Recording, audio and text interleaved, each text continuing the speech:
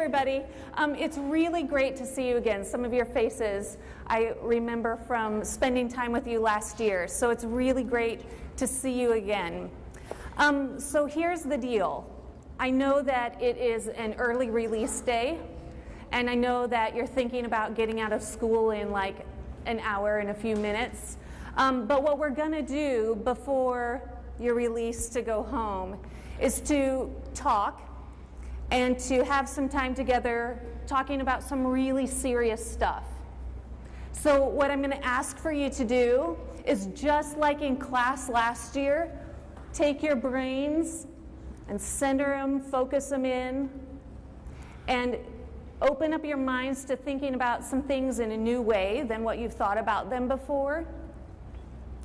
We're going to just jump right into the serious stuff, okay?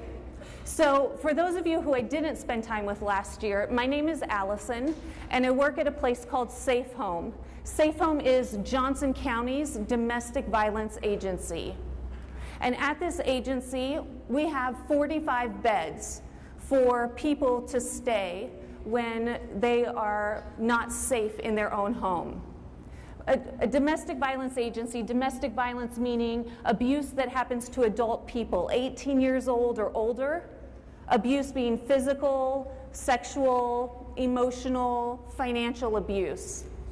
And at Safe Home, we have 45 beds for people to stay in when that stuff is happening in their homes.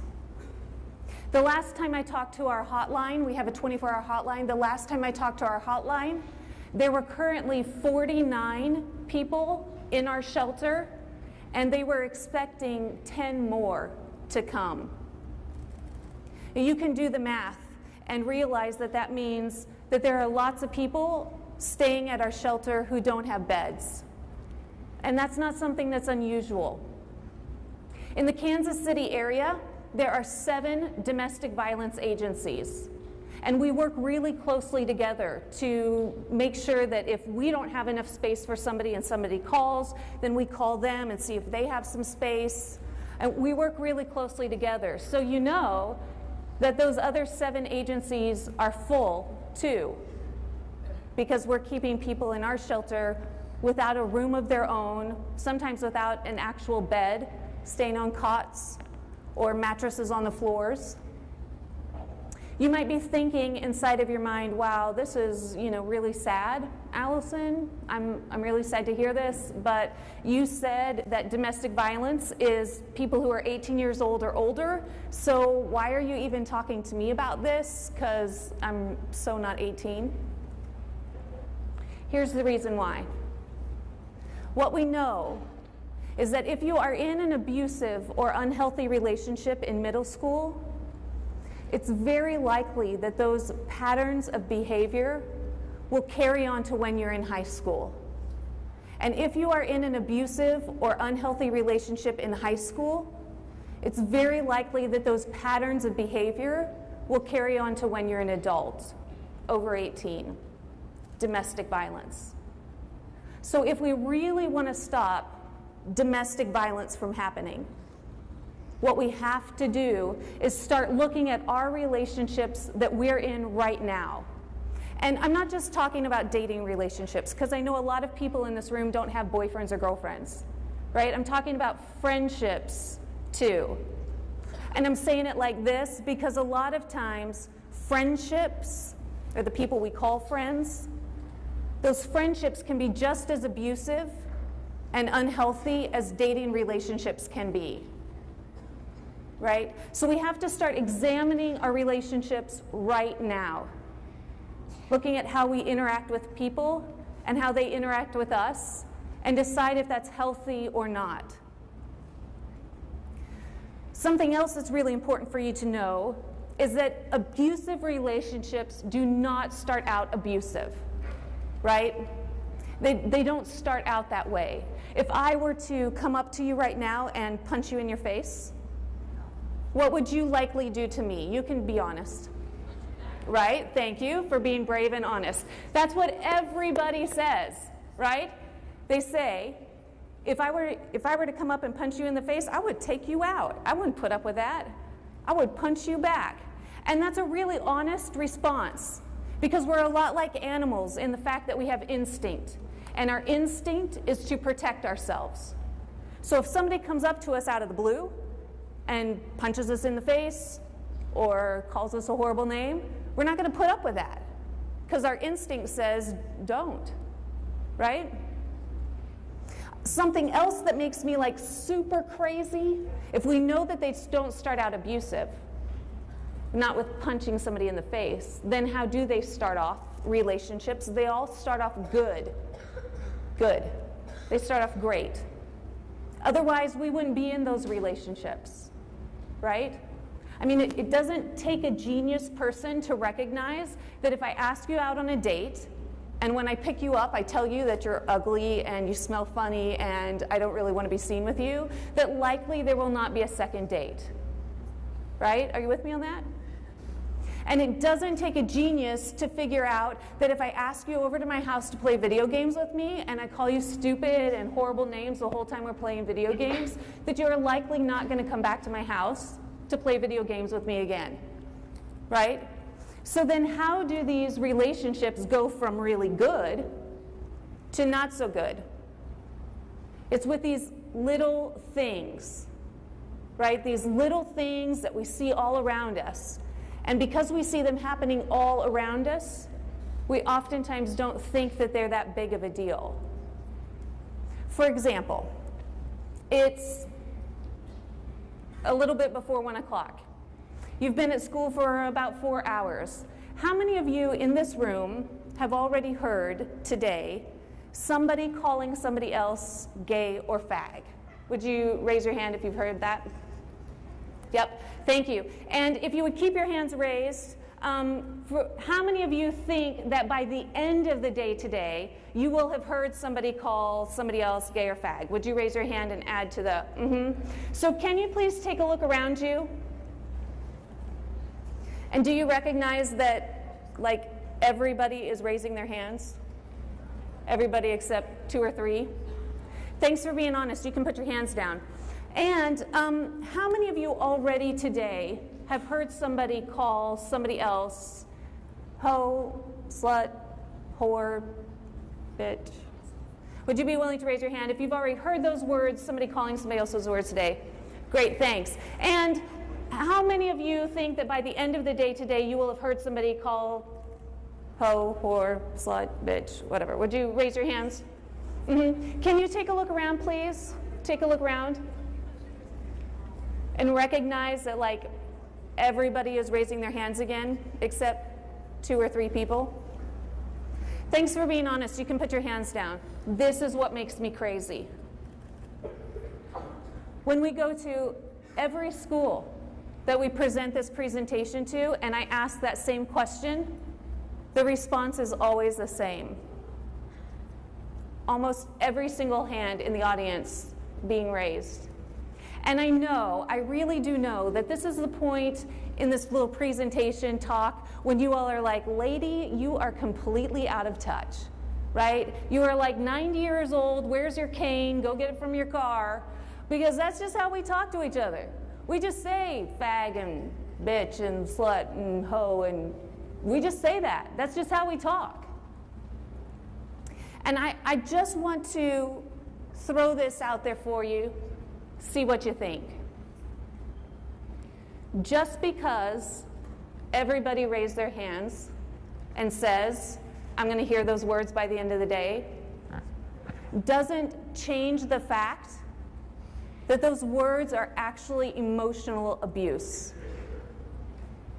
Anytime you use your words to hurt somebody else, that is emotional abuse.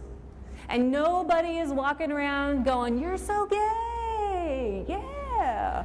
Nobody's doing that, right? Everybody is using those words as like a cut down. Emotional abuse. And here's the deal. The women that I talk to who stay at our shelter tell me over and over and over again that emotional abuse is one of those things that crossed from a good relationship to a bad relationship. It's one of those little things that crossed it over. They will also say that while the physical abuse was really painful and hurtful, the physical abuse didn't hurt as much as the emotional abuse did. Because our bodies are made to heal. Our bodies are made to restore themselves. And so when our bones are broken, our body immediately goes into like recovery to heal it. Our minds are made to remember. And so when we hear those horrible words said about us, our minds suck them in and hold them there. And so they're there always. Emotional abuse. It's a really big, little thing. Another way to look at it is like this. If you take a frog and you put him in a pot of boiling water, what does the frog do? He doesn't die, jumps out, right? The frog is like, woo, it's hot in here, and he jumps out of the pot of boiling water. And how many of you think that the frog, when he feels like it, just jumps right back into the pot of boiling water, right?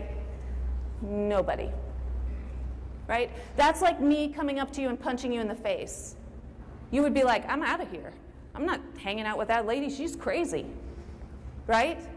But if you take a frog and you put him in a pot of lukewarm water, room temperature water, and you slowly turn up the temperature, what does the frog do? Stays. Why? Why does the frog stay in the water? He gets used to it, right? The temperature changes so slowly and so subtly that the frog doesn't even know that the temperature is getting hotter. And pretty soon these little boil blips start to come up in that pot of water, and the frog is thinking to itself, I got to get out of here because this is not looking good. But his legs are so weak from sitting in that pot of water getting slowly heated up that he doesn't have the strength to jump out. That is an abusive relationship. And when you all are raising your hands and telling me that by the end of the day today, you will have all heard, some of you will have said emotionally abusive things, you're also raising your hands to tell me we are in a pot of water that's getting really hot. You get that? When everybody in this room, 350 or so of you, when everybody in this room is saying by the end of today, besides 3 or 4 people, will have heard gay, fag, slut, hoe, whore, bitch, you are saying to me, we're in a pot of water that's getting pretty hot. That's the bad news, right? The good news is that every single person sitting in this room, every single one of you, has the ability to turn the water off, to stop it from getting hotter. You have the power to do that, to turn the water off. And some of you are like, well, how would I do that? It's really, really kind of simple. It goes like this. That's not cool. Right? If you hear somebody say, shut up, faggot, you can say, that's not cool. Don't talk to him like that. You can say, don't talk to her like that. And that stops the water from getting hotter. Now, I know really clearly that those words are simple, that's not cool. I also know really clearly that it takes a whole lot of guts to say, don't say that. It's way easier to sit back and kind of laugh, even though in your brain you're going, I don't think that's funny. It's way easier to sit back and kind of laugh it off and let it go. I know that's way easier. I also know that allows the pot of water to get hotter and hotter and hotter. So my challenge is to you, think about the little things you see going on around you and do what you can to stop it so that this pot of water that you're all walking in the hallways and in the classrooms, this pot of water stays cool, cools it down. The last thing I want to just throw out there for you is this idea that I know some of you are like, well, I don't say those words. I don't ever call somebody fag because that's not okay with me. I don't say that. And you might say, I am not a person who has ever hit anybody in my entire life. So I'm already keeping the pot cool. I'm already cooling it down. I just want to throw out there another challenge, another idea. Two things. If you are standing by, not saying anything when you see that stuff happening,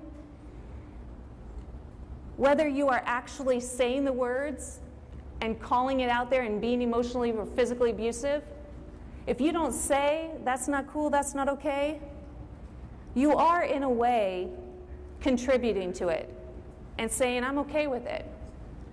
Because if I'm not going to take a stand and say that's not okay, then I'm just going to be quiet and people are going to think that I'm okay with what's going on around me. So by not saying something and standing up for the people around you who are being called those words or treated that way, you are in a way contributing. And the other thing is, think about the thoughts that you have inside of your brain. Because just because you're not walking down the hall saying, faggot, stupid slut, like calling people those names, if you are walking down the hallways in your mind thinking, I am way better than that person because I would never do that. I would never hang out with that guy because I know what they're up to and what they do. I would never do this. I am way better than that. That can be a really dangerous thing too. Because those thoughts in your mind come out in a way that you might not realize it's coming out. And when you start to think that you are better than somebody else, you're actually putting yourself in a position of power. And unhealthy and abusive relationships are all about power and control. One person having power and control over somebody else. So I just want to throw that out there for you to think about too. Okay, you have been brilliant listeners. I really, really appreciate it. Here's what's going to happen. We have 8 high school students who are here to perform for you a theater piece. And it's all about teen dating violence and sexual assault. But while you're watching this performance piece, I want you to be thinking about your other relationships too.